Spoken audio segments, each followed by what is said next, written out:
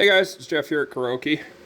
For those of you who are new to the channel, we're a family-owned machine shop that does all kinds of repair and hydraulic and manufacturing work for companies all over North America. I have to make a little chamfering tool bit right now, and I thought this would be a good opportunity to make a quick video on high-speed tool grinding. Start off with, this is a piece of T15 high-speed steel. We've taken an angle grinder with a cutoff wheel and got the end fairly close to what we need. Nothing says you have to take all the material off on a pedestal grinder, and this can end up saving you quite a bit of time. You don't have to worry about overheating it. Any high-speed steel, but especially T15, will not soften or temper at all if you blew it. So we're going to get cutting here, and I'll kind of mention some of the things we're doing as we go. This is about a 60 grit stone.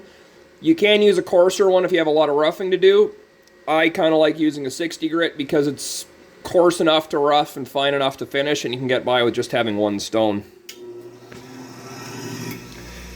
For our relief angles, we have the tool rest set such that it's below center, and the radius of the wheel will essentially cut the correct relief angle on it. So we're going to just have this tool sitting flat on the rest and run it side by side.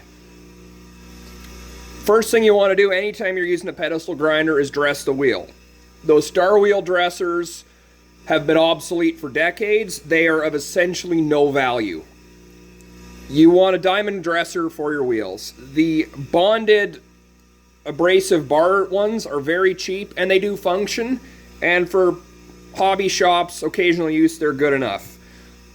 Proper wheel dresser is one of these. This is a multi-point with individual large diamonds set in it. These are expensive. These are a couple $100. I've been using this dresser for about a decade personally, and there's hardly any appreciable wear. This thing is probably going to last me 2 or 3 decades. Just take one or two light passes along the surface. This both keeps it flat and it opens up the abrasive grain so it cuts faster. And now we'll just start running that along. I have a little cup of water behind me off camera to dip it in. Again, this is not because it needs cooling to keep it hard. This is just because you can't hold on to it when they start getting hot. You're going to burn your fingertips. If this was a critical part, I would have an angle gauge set up or a template made or something of that nature to check it. It isn't. It's just putting on a lead-in chamfer in a tube, and there's no specification on the angle. So I'm just going to grind something that looks like about the angle of chamfer we would like to see.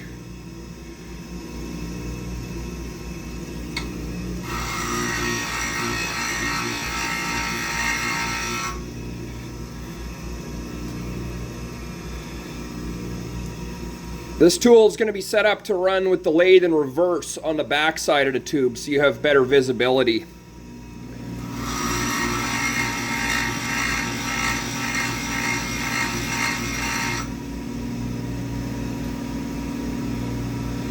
So as you can see, we've got as much of an angle as we need there.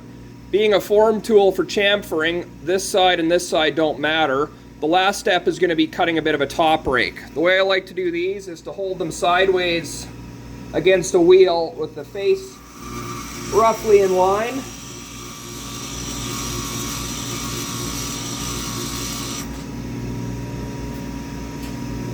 And this is not an excessive amount of top rake. You could cut more in a smaller diameter wheel, or you could use the side of the wheel.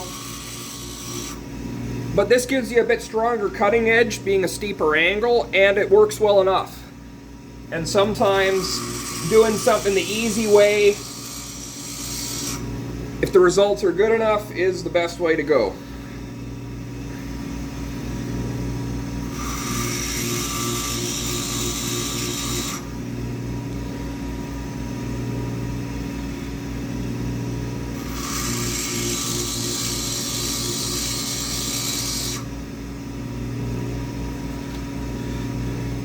We have had some dedicated tool bit grinding machines over the years. I used to own a couple of Hammonds that had a saddle arrangement that you could feed and clamp the tool bit, and they also used the face style wheels. I've also had a large dedicated Brown & Sharp tool and cutter grinder. We just haven't found any of them to be worth the amount of space they take up. I've had this little grinder for about 15 years and it does an excellent little job. I think I paid 50 bucks for it at an estate sale. And you see there, we have just a little bit of top rake, a nice sharp edge. Last step is going to be just taking a oil stone, usually an India stone, and just touching everything off and getting a nice clean smooth edge, and that'll be ready to cut with. Thanks for watching. We'll catch you in the next video.